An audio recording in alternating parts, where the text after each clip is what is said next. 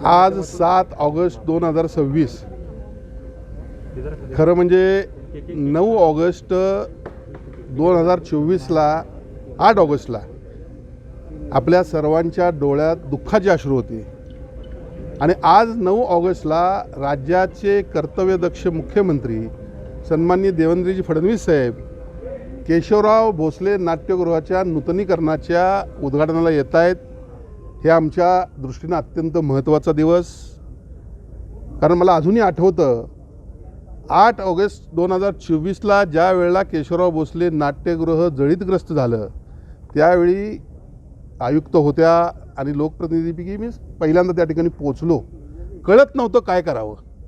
तातडीनं साहेबांना मेसेज केला। साहेब म्हणले तातडीनं निधी जाहीर कर। माझ्याकडे शिल्लक असलेला 10 कोटी रुपये मी निधी जाहीर केला, पण साहेब म्हणलं निधी जाहीर करून होत नाही।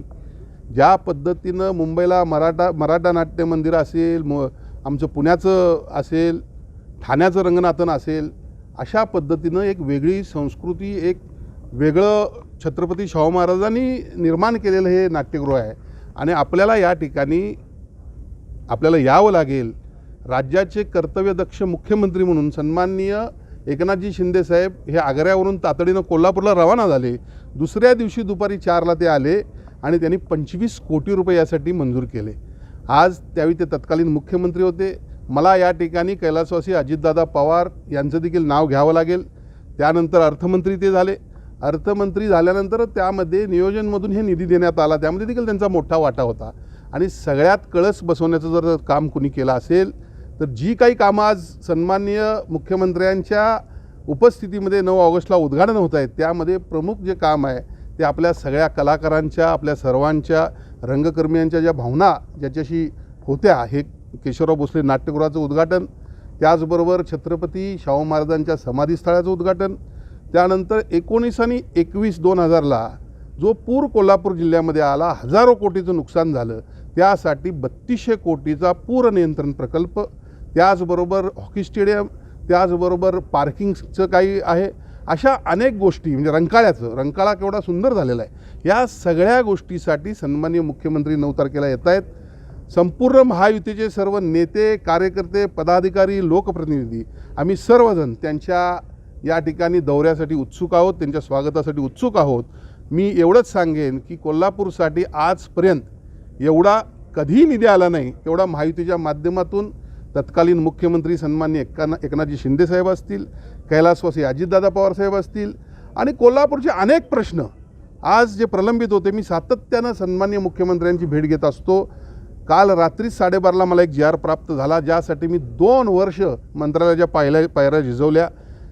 यामध्ये सेवा नियमावली आपली मंजूर झाली आणि जो काही अधिकाऱ्यांच्यावर लोड होता, अधिकारी म्हणजे क्लास 1 to क्लास 4 जे काही कर्मचारी असतील, अधिकारी असतील, यांच्यामध्ये प्रचंड रिक्त पदं होती। त्यामुळे कोल्हापूर महानगरपालिकेच्या कामावर फार मर्यादा येत होत्या। त्याला मंजुरी काल मिळाली। अशा पद्धतीनं KMT कर्मचाऱ्यांची मंजुरी देखील 1-2 दिवसात येईल।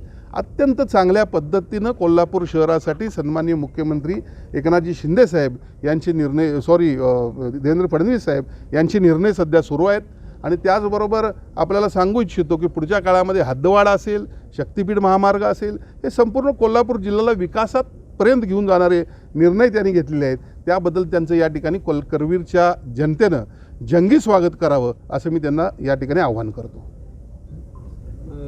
केशवराव भोसले नाट्यगृहाचं काम तर आता झालेलं आहे, उद्घाटन होतं, मात्र खासबाग मैदान जे आहे तोच या सगळ्याचा अविभाज्य भाग आहे, मात्र तिथलं काम अजून बरंचसं बाकी आहे असं दिसतंय। कुस्तीप्रेमींची आता मागणी आहे की ज्या पद्धतीनं हे युद्धपातळीवर काम केलं गेलं तशाच पद्धतीनं ते देखील काम हवं। काय नेमकं त्या संदर्भामध्ये? नाही, निश्चितपणे मी जसं म्हटलं त्याप्रमाणे महायुती म्हणून किंवा मुख्यमंत्री म्हणून सन्माननीय देवेंद्रजी फडणवीस साहेब कधीही निधीला कमी पडले नाहीत। त्यांना गोष्ट पटावी लागते आणि ज्या काही गोष्टी आता पाठीमागच्या जे काही राहिलेल्या गोष्टी आहेत आपल्या खासबाग कुस्तीच्या मैदानाच्या, त्या देखील आम्ही पूर्ण करून घेऊ। आपल्याला केशवराव भोसले नाट्यगृह ज्या ठिकाणी आपण उभा राहिलेलो आहे तिथून पुढचा भाग हा पूर्ण जळीतग्रस्त झाला होता। मला या ठिकाणी आपल्याला सांगायला हे देखील आवडेल की 2019ला मी माझ्या दुसऱ्या टर्मच्या शेवटच्या वर्षी कोल्हापूर महानगरपालिकेसाठी भूषण गगराणी जे सचिव होते त्यांच्याकडून टर्न टेबल लँडर मंजूर करून घेतलं होतं आणि ते टर्न टेबल लँडर जिथं पाणी मारत होतं तेवढाच भाग शिल्लक राहिला होता जळण्यापासून आणि हे पूर्ण पाठीमध्ये जळून गेलं होतं कारण ते टर्न टेबल लँडर आत येत नव्हतं. आता ह्या काही गोष्टी आपल्याला पुढच्या काळामध्ये ह्या देखील बघायला लागतील आणि आज या ठिकाणी अत्यंत सुंदर सन्माननीय आयुक्त साहेब आहेत. खास करून या ठिकाणी महापौरांचं मी अभिनंदन करतो, त्यांनी सातत्याने या लक्ष घातलं. आमचे कलाकार बांधव या ठिकाणी सगळे पॉझिटिव्ह राहिले आहेत. जरी लोकांना वाटत असेल काही आंदोलन आहे, त्यांच्या काही भावना आहेत, पण त्यांच्या भावना मी समजू शकतो की या ठिकाणी निगेटिव्ह कुणी समजू नये. कलाकारांना देखील त्यांचं म्हणणं एवढंच होतं की चांगल्या पद्धतीने सगळं झालं पाहिजे, वेळेत झालं पाहिजे. म्हणजे एखाद्या वेळेला प्रशासनाला किंवा लोकप्रतिनिधींना जाग आणण्याचं काम त्यांनी त्या पद्धतीने केलं आणि त्यामुळे सर्वांचा ह्यामध्ये चांगला सहभाग राहणार आहे.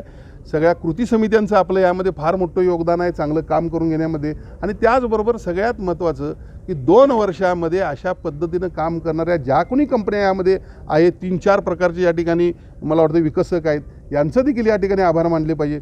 त्यांनी जर बघितलं तर पूर्वी देखील काम याचं झालं होतं, आज देखील आपण काम पाहतो. किती सुंदर केशवराव भोसले, मला आता आयुक्त साहेब म्हणले की महाराष्ट्रामध्ये सर्वात चांगलं नाट्यगृह झालेलं आहे, आपल्या दृष्टीनं किती भूषणावं आहे आणि त्यामुळे हे अत्यंत चांगलं काम या ठिकाणी झालेलं आहे. आज साऊंड आपण चेक केला, असा साऊंड कधी दिसत होता का आपल्याला? कधीच नाही.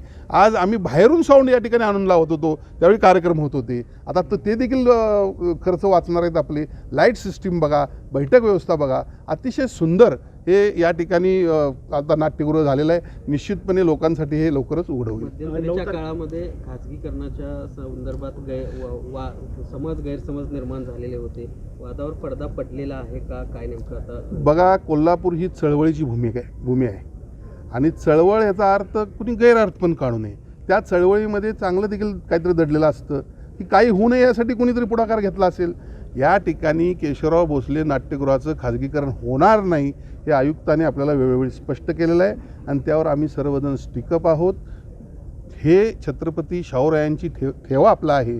या ठिकाणी कुठली कमर्शियल ॲक्टिव्हिटी व्हायला नाही पाहिजे, पण हे चालवलं पण पाहिजे. आपली महापालिका ड वर्ग आहे, त्या दृष्टीने काही गोष्टी आपल्याला त्यामध्ये कराव्या लागतील, पण त्यामध्ये खाजगीकरणाचा विषय राहणार नाही की कुणाला तरी हे विकले, कुणाला तरी 50 वर्षांनी दिले, 60 वर्षांनी दिले. मला वाटतं आयुक्त साहेब असा विषय कधीच राहणार नाही. आमची सातत्याने चर्चा सुरू आहे. 9 तारखेचा मुख्यमंत्र्यांचा दौरा कसा आहे, काय प्लॅनिंग आहे? सन्माननीय मुख्यमंत्री महोदय सकाळी 10 वाजता एअरपोर्टला येतील. मला आत्तापर्यंतची माहिती आहे त्याप्रमाणे पहिला कार्यक्रम आष्ट्याला असेल. आष्ट्यावरून कार्यक्रम झाल्यानंतर ते दुपारी पोलिसांच्या निवासस्थानाच्या उद्घाटनाला येतील. तिथून CPRला जातील. CPRमधून छत्रपती शाहू महाराजांच्या समाधीस्थळाकडे जातील. समाधीस्थळावरून ते येतील केशवराव भोसले नाट्यगृहामध्ये. इथला कार्यक्रम झाल्यानंतर ते प्रायव्हेट हायस्कूलला सभा जाहीर होईल आणि त्यानंतर कागलला छत्रपती शाहू महाराजांच्या स्मारकाचं एक त्या ठिकाणी उद्घाटन आहे. ते करून मग पुन्हा डायरेक्ट ते एअरपोर्टला जातील. या सर्व कार्यक्रमांमध्ये शिवसेना, भारतीय जनता पक्ष, त्याचबरोबर राष्ट्रवादी काँग्रेस, आम्ही सर्वजण, आमचे मित्रपक्ष जनस्वराज्य असेल, विविध रिपब्लिकन पक्ष आहे, जोगेंद्र कवाडेंचा पीपल्स पार्टी आहे, सर्वजण आम्ही चांगल्या तयारीला लागलेलो आहोत. या ठिकाणी बघा, आपण टोलचे पैसे भागवल्यावर त्यांचा एकदा सत्कार केला होता, आपल्याला आठवत असेल प्रायव्हेट हायस्कूल ग्राउंडला. आणखीन काय करायचं हो? कुणी पापं केली आणि ती किती धुवायची? 813 कोटी रुपये टोलचे दिले तेव्हा आपण त्यांचा सत्कार केला. त्याच पद्धतीनं एवढी कामं 3200 कोटी रुपये आज पूर नियंत्रण प्रकल्पाला त्यांनी दिलेत की आपल्या लोकांचं नुकसान व्हायला नको. हे सगळे कार्यक्रम सुरू आहेत. खंडपीठाचं आपल्याकडे सर्किट बेंच आलं, आज शक्तिपीठ महामार्ग येतो आहे, आज IT त्यांनी आपल्याला IT साठी जागा दिलेली आहे. सगळ्या गोष्टींचा एवढ्या मोठ्या प्रमाणात कोल्हापूर शहरात विकास सुरू आहे. निश्चितपणे मला खात्री आहे की हा दौरा अत्यंत यशस्वी होईल.